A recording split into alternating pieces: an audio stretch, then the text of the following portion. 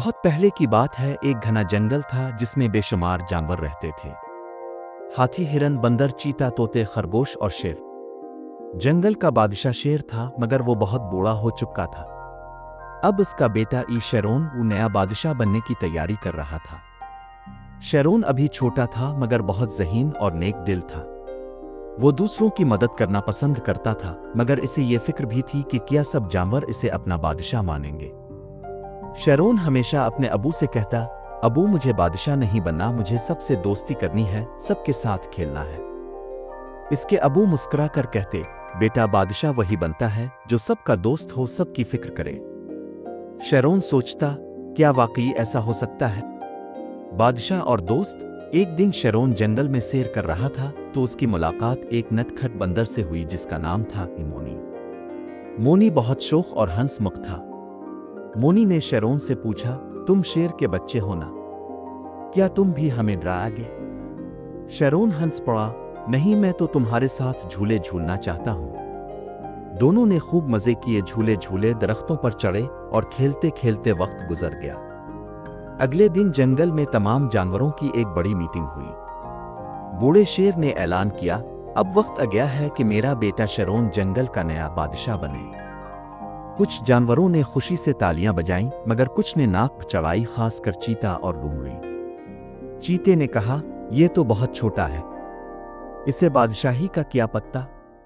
لومڑی بولی، یہ تو بندروں کے ساتھ کھیلتا ہے، ایسے کمزور بادشاہ سے ہمیں کیا فائدہ؟ شیرون کو یہ باتیں سن کر دکھ ہوا، مگر اس نے ہمت نہ ہاری۔ ایک دن جنگل میں خطرناک حالات پیدا ہو گئے۔ ایک بہت بڑا سانپ بازل، جو جنگل کے دوسرے حصے سے آیا تھا، ہرنوں پر حملہ کر رہا تھا۔ تمام جانور خوفزدہ ہو گئے، کوئی بھی اس سانپ کے قریب جانے کو تیار نہ تھا۔ مگر شیرون آگے بڑھا۔ اس نے مونی، بندر، خرگوش، چمپا اور ہاتھی ببلو کو بلایا اور کہا، ہم سب کو مل کر اپنے دوستوں کو بچانا ہوگا۔ مونی نے پوچھا، مگر ہم ایک سانپ سے کیسے لڑیں گے؟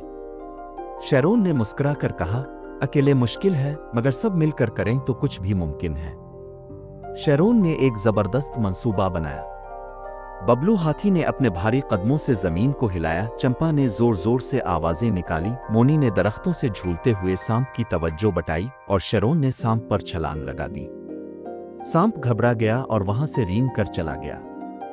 تمام جانور خوشی سے شور مچانے لگے، شیرون زندہ باد، نیا بادشاہ زندہ باد۔